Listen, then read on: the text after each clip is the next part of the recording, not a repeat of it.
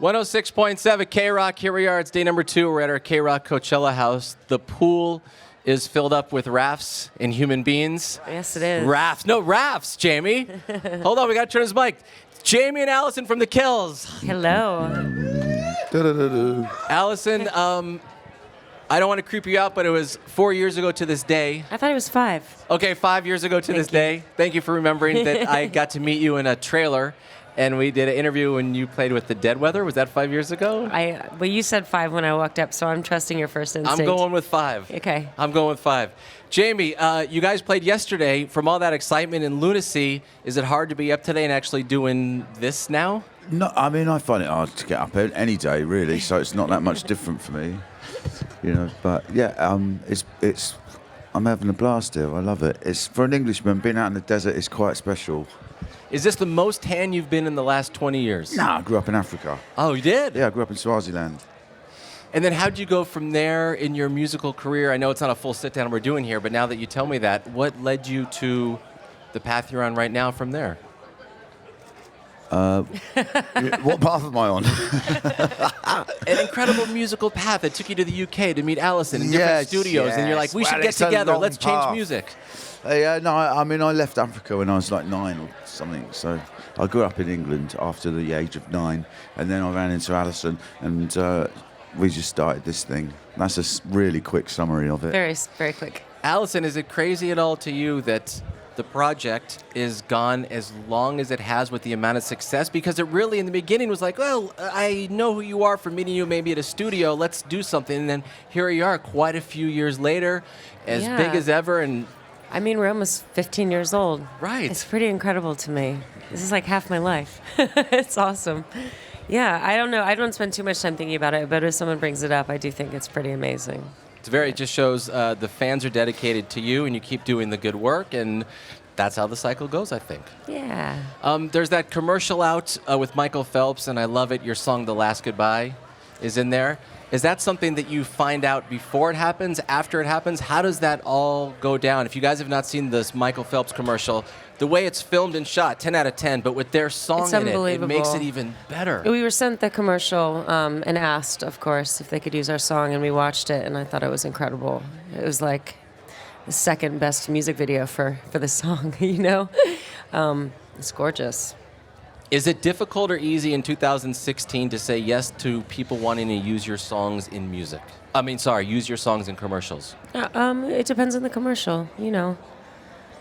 It really comes down to that. Some things don't make much sense. Other things make sense. Other things make enough sense. It's kind of weird. Like I'm from a background. I grew up with like a lot of the narco punk and Crass and Flux and Pink Indians and stuff like that. So I find it's been something that's made me gag a little bit. But the world has changed so much, such a quick time, that you kind of have to almost support workers' rights, and musicians are workers, and there ain't many places to make money, and we've got to earn a living, and unfortunately, that's where musicians have been forced to go. I don't like it, but you have to be pragmatic. 100% agree. You have to be pragmatic. I totally agree with you. And then Ash and Ice is coming out in June. June 3rd, yeah. June 3rd it's coming out. And a lot of the record, from what I know, did you do that in L.A.? We did a lot of it. We recorded probably 75% of it in L.A. And in a house. We built a studio in Hollywood. And it was great. We wrote and recorded and recorded. We did lots of creative work there and recording. And then we flew out to New York and finished at Electric Lady, which is one of my favorite studios in the world. It's awesome. Why did you choose to do so much of the work in L.A.? Because from what I remember, a lot of your stuff before was not done in L.A. And we always used to hole ourselves away in a studio in Michigan, in a tiny little town where no one was around, and that's how we always worked, and that works for us. But we wanted to make a different record. We wanted to feel different and try something else. So we went to the polar opposite spectrum.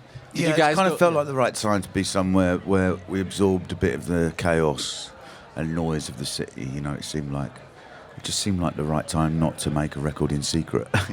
Right. I don't know why. I felt like in some way it would somehow invite opportunity. I wanted to be like, just have make a spontaneous record and be like, we'd be at a bar one night and then meet someone who's drumming on it the next day, and I wanted it to go like that. What are some of the parts of the city, because obviously we're an LA station, LA is where I'm born and raised, where in the city gets you excited? Where in the city is a turnoff for you? Well, we were staying like right there on the edge of Los Feliz in the Hollywood Hills, still in Hollywood. And I loved it. I thought it was like, a criminal hotbed. Yeah. Honestly, every day, a million police helicopters, and I became completely obsessed. Just watched them all the time. Tried to record them, tried to photograph them. I really loved it. I loved that all the criminals were running up there and hiding all around us. And if you want to take it a step further, on Twitter, I believe it's Hollywood 311. Yeah, no, I was did you? Constantly trying to figure out what crimes were being committed. If you had to commit one crime, Allison, and you think you could get away with it, would it be bank robbery? Would it be a white-collar, blue-collar crime? What would you do? Oh, I don't know. Train robbery? I'd kick That someone sounds to fun. death. You do what now? Kick someone to death. Kick Oh someone my God, to death? Jamie. Someone specific. If you said I could get away with it. Yeah, you get away with it. All right. Did you guys go to any of the amusement parks and get cotton candy while you were doing the record? We did not do that. Okay. No. Did you go to Rock and Roll Ralph's and pick up supplies? No. What's that? No, yeah. What's Rock and Roll Ralph's? That's the other place that's a hotbed of criminal activity. Oh, really?